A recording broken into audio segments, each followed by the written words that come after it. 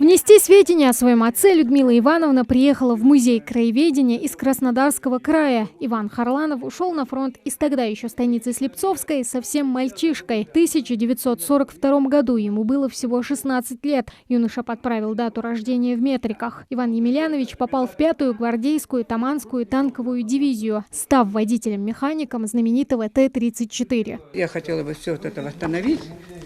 Фотографии тоже понаделала это все его эти моменты, которые мы с сестрой вспомнили. Юный Ваня Харланов прошел всю Кубань, а в боях за Анапу чуть было не сгорел заживо в танке, если бы его не обнаружила санитарка. От тяжелых ранений он полгода оправлялся в госпитале. После продолжил защищать родину. Участвовал в сражениях на Курской дуге. Позже были бои за освобождение Харькова и других городов Украины. Вот эта самая дивизия дошла до Белой церкви, вот это вот на Украине.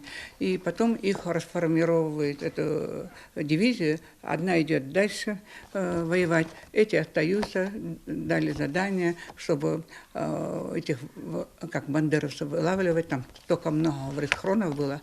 В общем, и они вообще там заполоненные были тоже оружием, как и сейчас в наше время. Достояние нации, летопись целой эпохи роковых-сороковых. Экспозиция в зале боевой славы Музея краеведения бессрочна, так же, как и вечен подвиг тех, кто ковал победу. Посетитель выразила такую благодарность, выказала уважение, была настолько впечатлена, что обещала быть здесь во второй раз. И оставшиеся, а это ни много ни мало, китель и награды тоже привезет и преподнесет нашему музею, чему бы были очень рады. Иван Харланов – кавалер ордена Отечественной войны, медали за отвагу и за оборону Кавказа. Пример мужества и доблести. Он прожил насыщенную жизнь, умер в возрасте 69 лет. Похоронен на христианском кладбище в Сунже. Тамара Хшагульгова, Султан Магушков, Новости 24.